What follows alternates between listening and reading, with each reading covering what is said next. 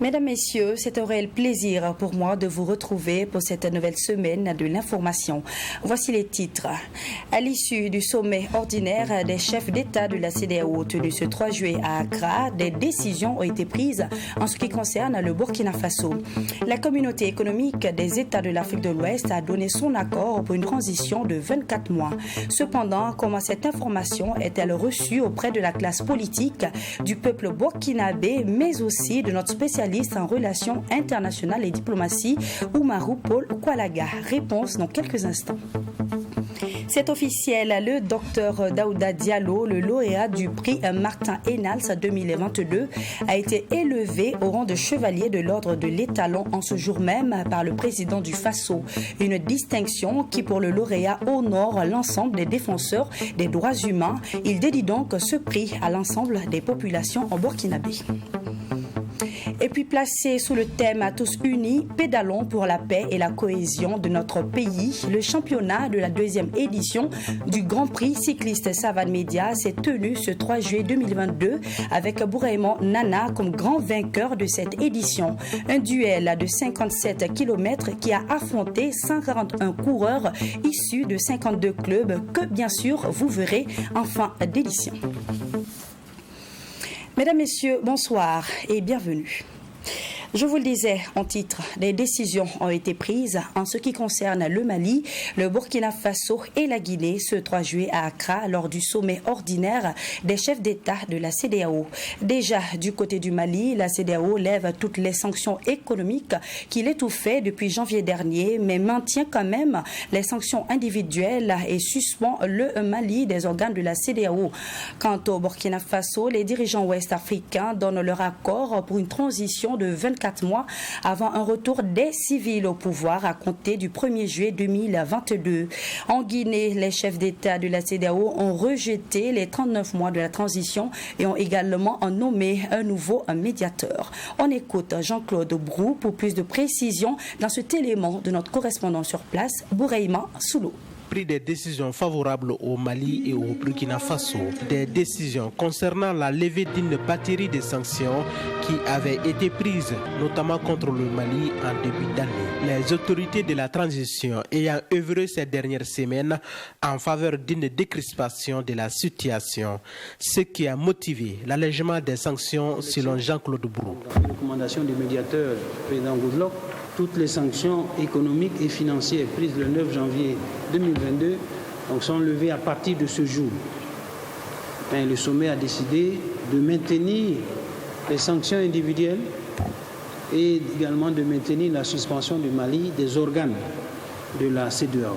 Pour le cas du Burkina Faso, le président sortant de la commission de l'institution explique que les autorités de la transition du Faso ont fait des concessions. Le sommet demandait, c'était que le président Roch Marc-Christian Kaboré, ancien président démocratiquement élu, soit totalement libre. Vous savez que le sommet avait toujours indiqué que la période de 36 mois décidée par les autorités n'était pas acceptable. Donc le président Issoufou a indiqué au sommet qu'après discussion, les autorités ont revu le calendrier et donc ont proposé une transition de 24 mois à compter du 1er juillet 2022. La Guinée-Conakry sort elle aussi avec un sursis d'1 mois. Les chefs d'État de la CEDEAO ont rejeté les 39 mois de la transition prévue par la Guinée et ont nommé un nouveau médiateur. Les autorités de la CEDEAO ont décidé donc de nommer un nouveau médiateur en la personne du président Yahi Boni, ancien président de la République du Bénin. Le sommet a également demandé au nouveau médiateur de prendre rapidement contact avec les autorités guinéennes afin d'engager les discussions sur la transition d'une manière générale et plus particulièrement sur la question de la durée de la transition. Le sommet a souhaité que une décision puisse être prise sur cette question avec le nouveau médiateur d'ici la fin du mois de juillet 2022. Au-delà de cette date, les sanctions économiques et financières seront prises, en plus des sanctions individuelles qui seraient donc étendues à d'autres acteurs. Outre l'absence des présidents maliens, burkinabés et guinéens, les présidents du Bénin et du Nigeria n'ont pas fait le déplacement d'Accra. Aussi, les chefs d'État de l'organisation ont élu le président de la Guinée-Bissau à la présidence tournante de la conférence des chefs d'État. Et la commission est désormais présidée par Dr Oumar Alou Touré de la Gambie. De 36 mois, la durée de la transition au Burkina Faso passe à 24 mois. Ainsi, on a décidé la CEDEAO de comment avec les autorités burkinabées. L'information a été donnée à l'issue du sommet des chefs d'État du dimanche 3 juillet à Accra. Comment cette décision a-t-elle été accueillie au niveau de la classe politique? Élément de réponse dans ce reportage de Maxime Jean-Eudes Bambara. Au CDP, Congrès pour la démocratie et le progrès, l'on prend acte de la décision unanime de la CEDEAO et des autorités burkinabées de réduire la durée de la transition du 36 à 24 mois. Mieux, c'est sans grande surprise que l'on dit avoir appris cette décision, d'autant plus que la rencontre des partis politiques avec le Premier ministre laissait prévoir une telle décision. Les indicateurs étaient là, comme quoi donc le Burkina avait concédé à ce que cette transition soit ramenée à 2 ans. Le CDP a toujours fait ses propositions dès les premiers mois de la transition. C'est qu'un délai soit fixé. Ce délai avait été fixé de commun accord lors des assises nationales, qui était de 36 mois, même si au départ le CDP avait proposé entre 18 et 24 mois. Pour Maître Benouende Stanislas Sankara, la dite rencontre avait plutôt pour objectif d'informer la classe politique de la mise en place d'une commission d'experts qui a d'ailleurs voulu adapter un calendrier électoral sur le délai de 36 mois. Une manière de faire qui, pour le président de l'Union MPS, est une inconsidération criarde de la part du gouvernement.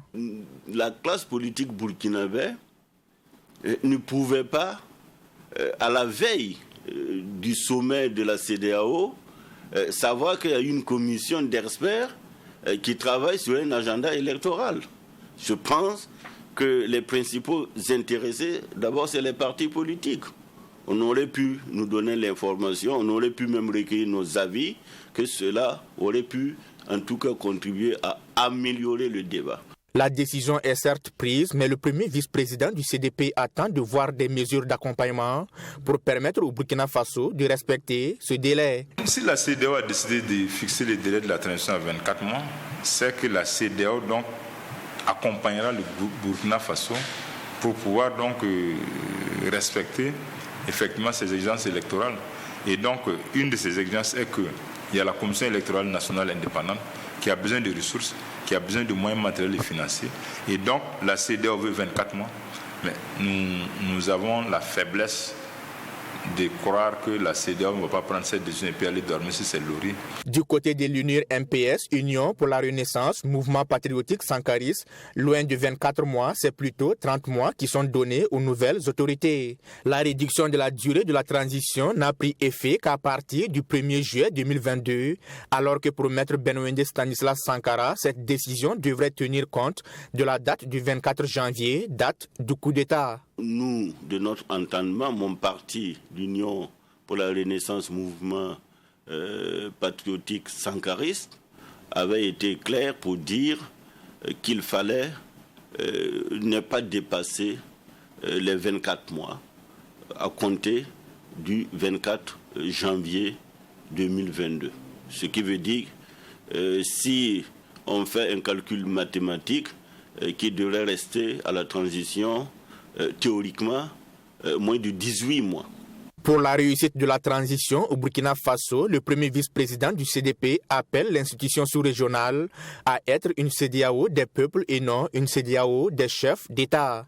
Le président de l'UNIR MPS, pour sa part, se félicite de la désignation d'un facilitateur par la CEDEAO qui a pu rencontrer la classe politique pour échanger sur la nécessité de créer un dialogue inclusif et qui a également pris en compte leurs principales préoccupations, notamment la libération sans condition de l'ex-président Roch Marc Christian Kaboré.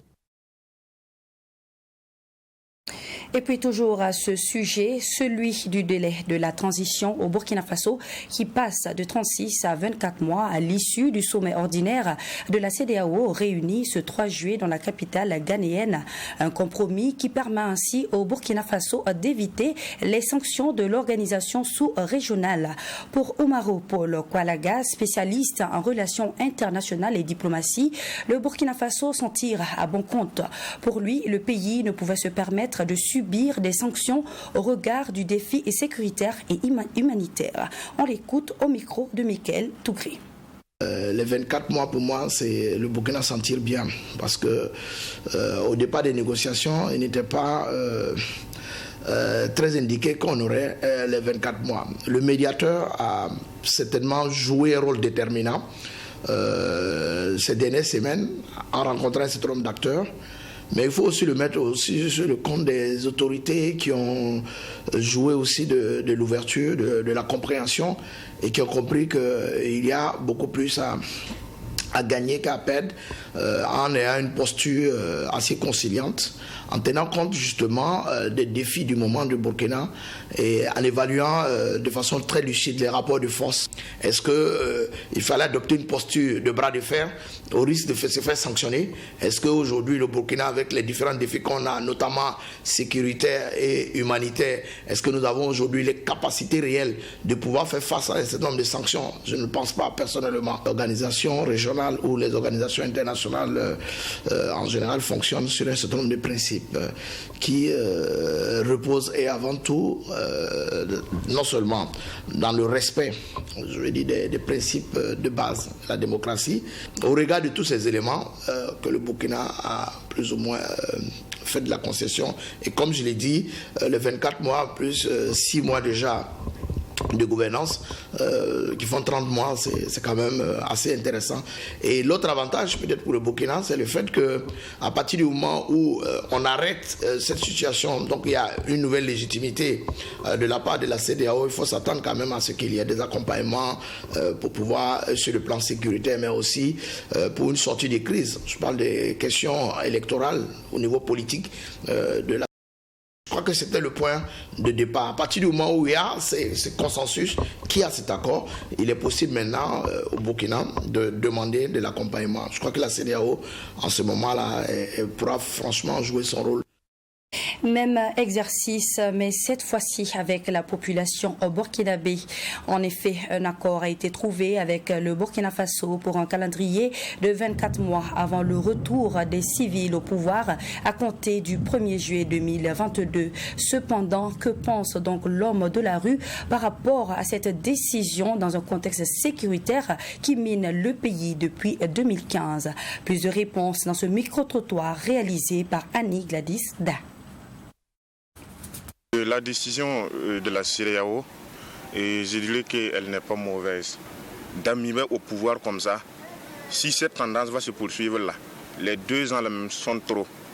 Si on va vivre dans cette situation chaotique, dans cette situation alarmante jusqu'à 2 ans encore, ça veut dire que le Burkina Faso va perdre tous les territoires que nous avons là. Nous allons demander même à Damiba de laisser le pouvoir là à un autre militaire pour qu'il vienne organiser tout dans les 24 mois qu'on nous a donnés. Ils ont réduit, là, c'est pas normal.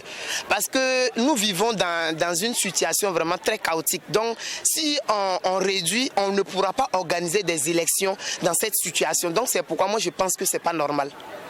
Comment on peut organiser des élections dans un pays où ce grand pays-là est représenté par 4 villes? C'est impossible. Voilà, cela est impossible. Donc, la CEDEAO doit augmenter la durée et voire même venir mener le combat avec nous pour que la paix puisse revenir au Burkina Faso avant de parler des élections. Dans le cas contraire, nous ne sommes pas d'accord. Moi-même, je trouve que les 3 ans, vraiment, c'était trop restreint pour organiser des élections libres et transparentes dans les conditions à laquelle nous sommes. Parce qu'au Burkina Faso, ici, vous n'êtes pas sans savoir que nous vivons avec chaque jour que Dieu fait, il y a des gens qui se déplacent. Avec cette situation, on ne peut pas quand même venir nous demander à quand nous organisons nos élections. Non. Pour le moment, ce qui importe au Burkinabé, c'est la sécurité. Si la CEDEAO peut nous aider dans ce sens, elle a la bienvenue. Au cas contraire, que la CEDEAO nous laisse se battent. Parce que nous, les Burkinabés, nous avons besoin d'une liberté. De mon point de vue, il ne faut pas qu'on spécule beaucoup sur ces genres de foires qui se tiennent à l'extérieur. Et si vous prenez l'exemple de 2014, alors le peuple burkinabé a fixé lui-même son chronogramme, le peuple burkinabé a fixé lui-même sa date d'élection. Il y a même eu un coup d'État où le peuple burkinabé a dit non, malgré que la CEDEAO s'est montrée en tout cas disponible pour discuter, le peuple a pris ses responsabilités. Et c'est ce même peuple qui est toujours là. Docteur Daouda Diallo, le lauréat du prix Martin Ennals 2022, a été élevé au rang de chevalier de l'ordre de l'Étalon par le président du Faso, le lieutenant-colonel Paul-Henri Sandaogo Damiba, ce matin même au palais présidentiel. Au cours de cette cérémonie solennelle, Dr Diallo a reçu la reconnaissance de toute la nation pour cette distinction internationale qui célèbre les défenseurs des droits humains. Le récit avec Salmatou Zongo, avec la voix de Michael Tougré. Lauréat du prix Martin Ennals, le 2 juin dernier, Daouda Diallo, secrétaire général du collectif contre l'impunité et la stigmatisation des communautés, a été élevé au rang de chevalier de l'ordre de l'Étalon par le président du Faso, le lieutenant-colonel Paul-Henri Damiba. Pour le lauréat, cette distinction honore l'ensemble des défenseurs des droits humains. Il dédie donc ce prix à l'ensemble de la population burkinabé. Ce prix et cette décoration, je le mets à l'actif de tous les Burkinabés, de tous les défenseurs des droits humains, de toutes les organisations des droits humains qui sont là, qui ont toujours travaillé vraiment pour que le droit à la vie, le droit à la sécurité, à la santé, à l'alimentation soient vraiment garantis aux populations burkinabées. À cette occasion, le ministre chargé des droits humains, Barthélémy Kéré, n'a pas manqué de rappeler l'objectif du prix Martin Ennals, celui de récompenser le courage des défenseurs des droits humains. Le docteur Daouda Diallo est le secrétaire général du collectif contre l'impunité et la stigmatisation des communautés depuis 2019, une structure dont la mission principale est de promouvoir la cohésion sociale entre les différents groupes ethniques du Burkina Faso. Le docteur Diallo a reçu le prestigieux prix Martin Ennals le 2 juin dernier des mains de M. Alfonso Gomez, vice-président du conseil d'administration de la ville de Genève. Depuis sa création, le prix a récompensé plus de 60 défenseurs des droits humains dans plus de 20 pays dans le monde. La cérémonie de remise a eu lieu donc cette année à la salle communale du Plein Palais. Le prix Martin Ennals donne droit à une enveloppe financière de plus d'une vingtaine de millions offerte par la fondation appuyée par la Suisse, notamment la ville de Genève. Il assure une reconnaissance internationale aux lauréats et leur offre un accompagnement médiatique pour des rencontres de personnalités engagées dans la défense des droits humains dans le monde. Daouda Diallo, lauréat du prix Martin Ennals, dit être disposé et disponible à apporter sa contribution pour l'édification d'un Burkina de paix et de cohésion sociale aux côtés des autorités burkinabées. Ce prix récompense chaque année 3 activistes des droits humains. Il a été créé en 1993 et porte le nom d'une fondation en hommage à un militant britannique des droits humains, par ailleurs ancien secrétaire général de Amnesty International. Ethnie ou d'un secteur particulier au Burkina. Les chefs coutumiers et traditionnels du Burkina ont rompu le silence le 29 juin dernier au regard du contexte national de plus en plus préoccupant. Garant de la tradition, les hommes en bonnet ont leur partition à jouer dans la promotion de la paix et du vivre ensemble.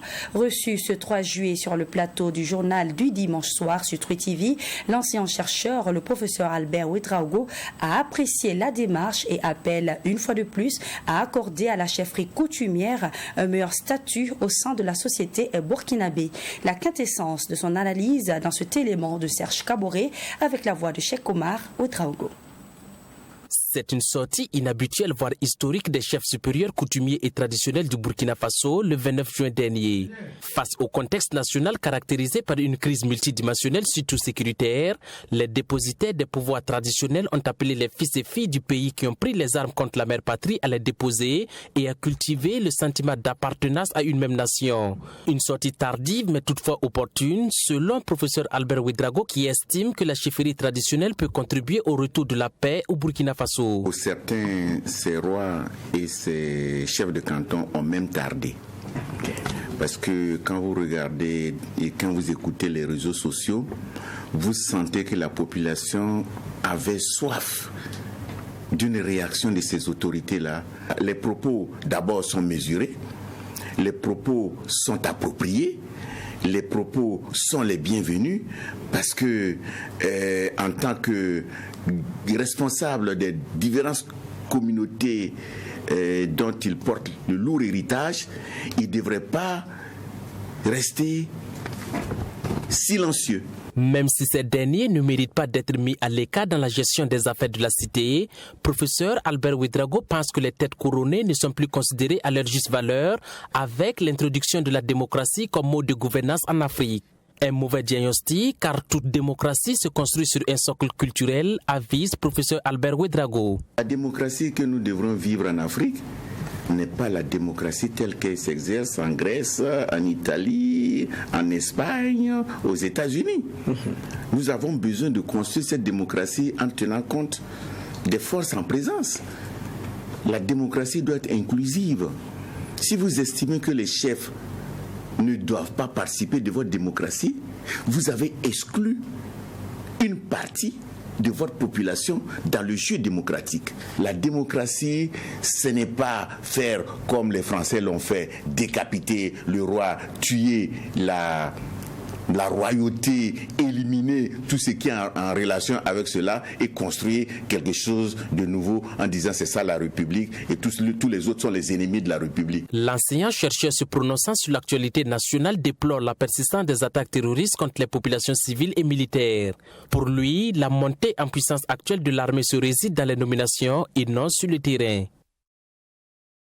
Comme chaque premier lundi du mois, les ministères logés à l'hôtel administratif ont procédé à la traditionnelle montée des couleurs dans la ville de Ouagadougou ce 4 juillet. Pour ce mois, c'est le ministère du Genre et de la Famille qui s'en est chargé. Tous les acteurs étaient réunis autour du premier responsable pour le respect de cet acte civique et patriotique. Cette cérémonie, au cours de laquelle le premier responsable invite à l'union sacrée autour des valeurs qui fondent le vivre ensemble. C'est un reportage signé Alexis Wenkouni, Belem Naba. Par cet acte, les autorités du ministère du Genre et de la Famille perpétuent l'élan civique et patriotique dans le cœur des travailleurs de son département. En cette cérémonie de montée des couleurs, le chef du département en charge de la famille invite l'ensemble des travailleurs et de tous les concitoyens à l'union sacrée autour des valeurs qui fondent le vivre ensemble de la nation burkinabé. Ce drapeau que nous venons de hisser représente notre appartenance commune à une terre, à une histoire et à une communauté. Il nous a été légué par nos dévanciers et nous nous devons de le transmettre intact aux générations futures.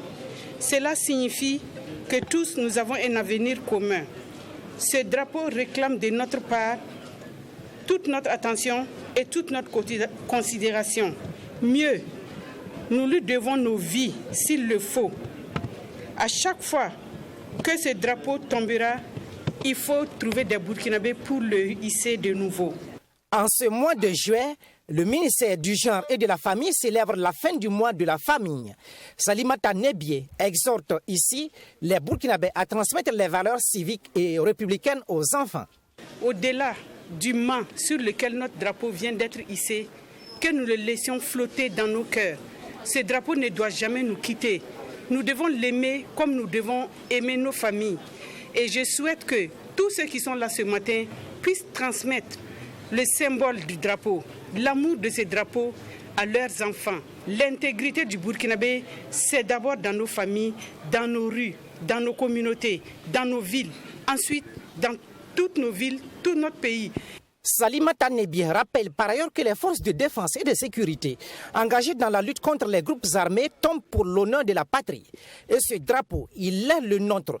Gardons-le, conservons-le et de ne pas le laisser tomber pour l'honneur de la patrie, a-t-elle davantage exhorté. La transition doit réussir, a déclaré le président du mouvement de la garde du Faso, Mokhtar Diallo. Ce mouvement, qui a été créé pour promouvoir le patriotisme et les valeurs de civisme, a invité les Burkinabés à tenir des propos et critiques constructives qui contribueront plus à motiver les acteurs engagés dans la lutte contre l'insécurité. Cette invite a eu lieu au cours d'une conférence de presse tenue ce samedi en présence de notre reporter Mamidriana Kamabou.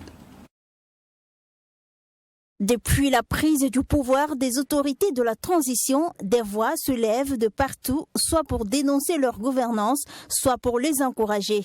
À cette conférence de presse, le mouvement de la garde du Faso dit apporter son soutien aux actions de la transition. Il invite la population à tenir des propos et critiques constructifs qui contribuent plus à motiver les acteurs engagés dans la lutte contre les forces du mal. C'est notre fondement même qui est menacé aujourd'hui. Et nous pouvons le faire qu'autour de notre armée. Parce que quoi que l'on dise, le pouvoir qui est là, c'est un pouvoir militaire.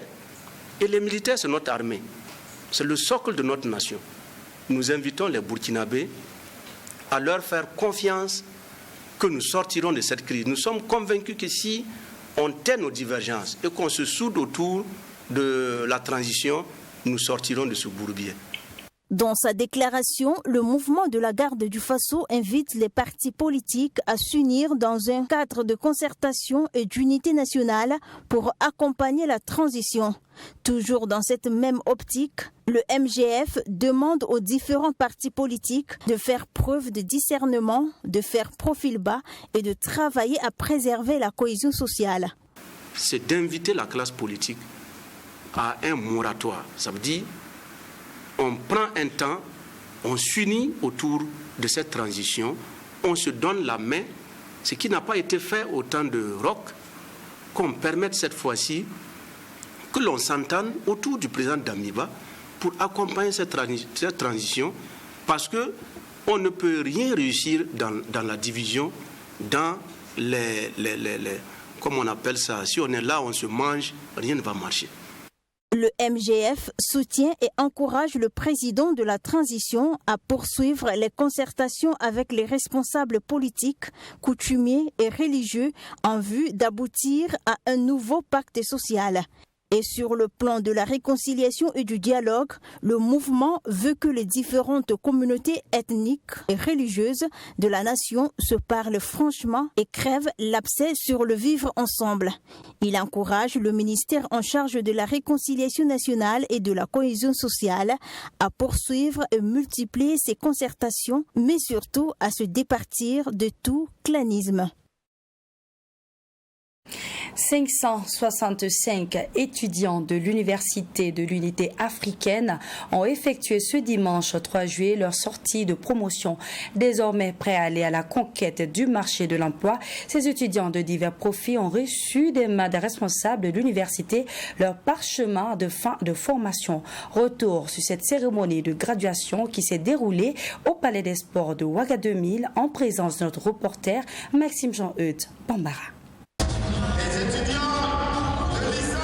Ils sont au total 565 étudiants de l'Université de l'Unité africaine, ex-Institut africain de management, à l'honneur à cette cérémonie de graduation.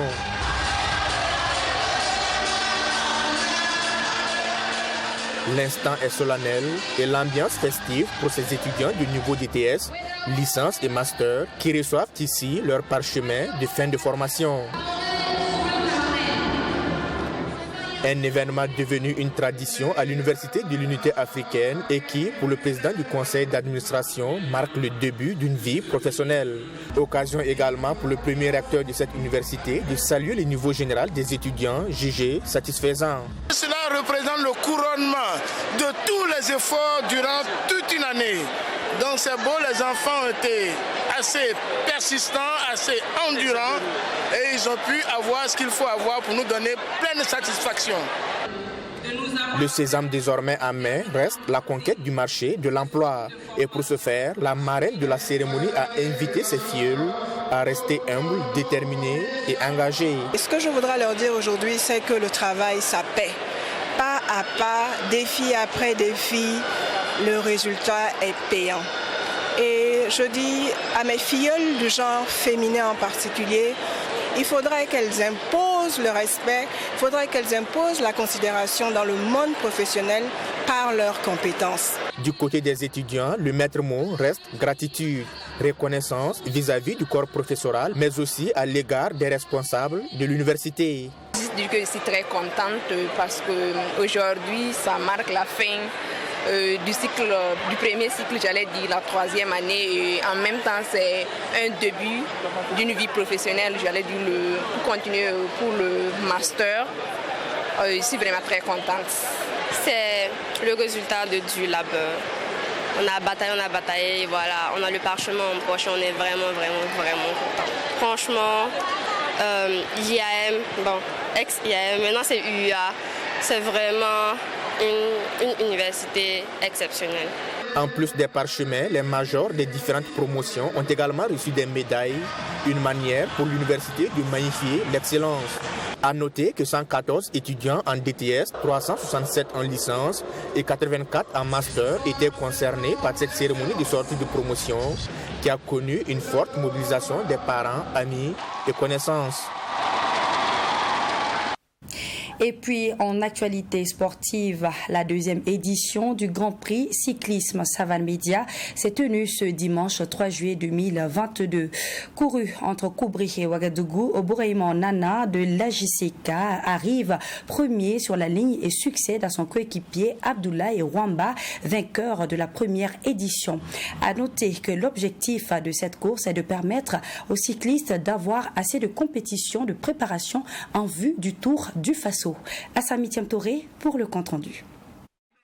Pour cette 2e édition du Grand Prix Savane Média, 141 coureurs issus de 52 clubs ont pris le départ de Koubri pour rejoindre Ouagadougou, long de 57 km en passant par 3 échangeurs avant d'arriver sur l'avenue Charles de Gaulle pour un circuit fermé de 88 km.